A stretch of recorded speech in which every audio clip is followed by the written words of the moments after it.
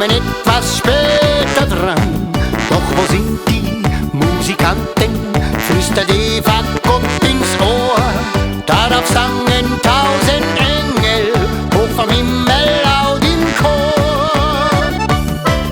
Am Sonntag hat der Herrgott noch die Zillertaler gemacht. Zum lustig sein und dem Musizieren hat sie ausgedacht. Eva schnitt dazu noch gleich ein rotes Trachtengewand. Und seither ist in diesem Tal jeder Musikant.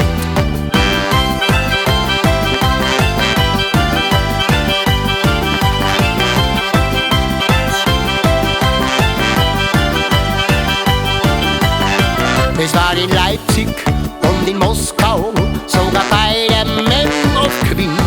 Frohe Lieder aus den Kehlen finden alle Menschen schön. Man kann sich so viel erzählen auf der großen